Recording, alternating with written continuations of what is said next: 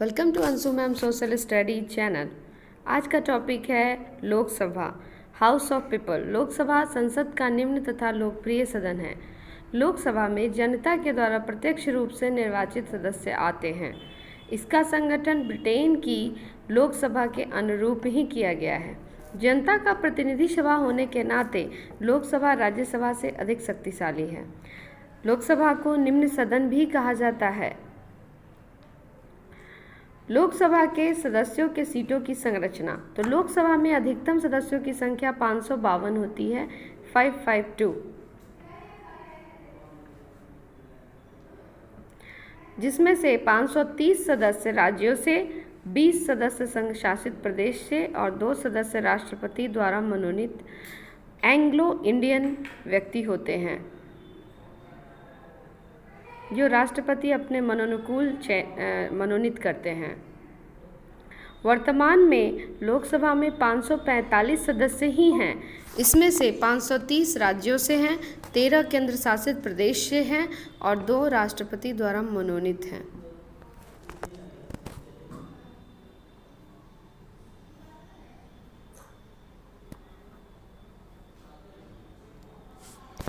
सदस्यों का चयन। सदस्यों के चयन की प्रक्रिया ऐसी है कि सदस्यों का चयन जनता द्वारा प्रत्यक्ष रूप से सार्वभौम मताधिकार द्वारा किया जाता है। First past the post system के द्वारा किया जाता है। इसका मतलब है कि जिनको जितना ज़्यादा बहुमत मिलता है वही सीट के हकदार होते हैं और वही सही सांसद बनते हैं।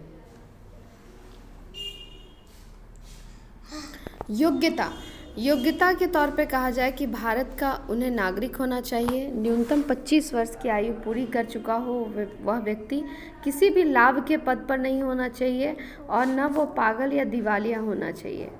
अगर आपको हमारा वीडियो पसंद आता है तो आप इसे शेयर करें और लाइक करें।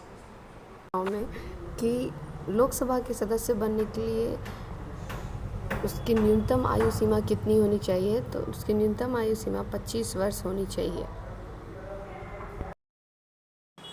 अब आता है कार्यकाल यानी टेन्योर के बारे में। तो लोकसभा का कार्यकाल 5 वर्ष का होता है। 1976 में आंतरिक आपात की जब घोषणा हुई थी इंदिरा गांधी के समय में, तो इसे 1 वर्ष बढ़ाकर लोकसभा की अवधि 6 वर्ष कर दी गई थी और 42वें संशोधन 1976 के द्वारा यह किया गया था।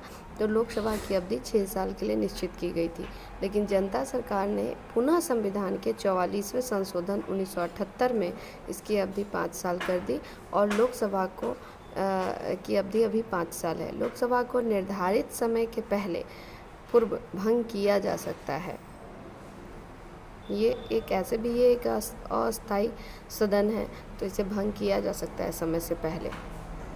अब आता है अध्यक्ष और उपाध्यक्ष, जो कि बहुत बड़े महत्वपूर्ण इनकी भूमिका है। तो लोकसभा अध्यक्ष की नियुक्ति लोकसभा के सदस्यों द्वारा ही की जाती है और उपाध्यक्ष की भी नियुक्ति लोकसभा के सदस्य ही करते हैं।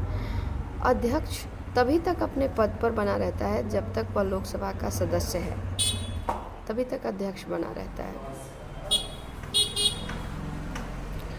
लोकसभा अपनी संपूर्ण सदस्यों के बहुमत से स्वीकृत प्रस्ताव द्वारा अध्यक्ष को अपने पद से हटा सकती है। अगर लोगों का बहुमत प्राप्त हो तो अध्यक्ष को अपने पद से हटाया जा सकता है। अब आता है लोकसभा के अधिकार क्या हैं, कार्य क्या है, power and function of the house of people. तो लोकसभा केंद्र द्वारा शासित सभी क्षेत्रों में संबद्ध विषयों पर कानून निर्माण का अधिकार रखती है।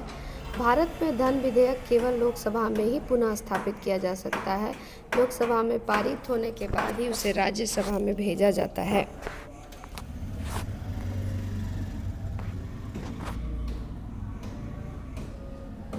यानी धन विधेयक का काम या कानून निर्माण का काम भी लोकसभा के अधिकार के अंतर्गत आता है। अनुच्छेद 54 के अनुसार सांसद को राष्ट्रपति के निर्वाचन के लिए भी निर्वाचक मंडल में शामिल रहने का अधिकार प्राप्त है। यानी जब राष्ट्रपति का निर्वाचन होता है तो उसमें भी लोकसभा के सांसद हिस्सा ले सकते हैं।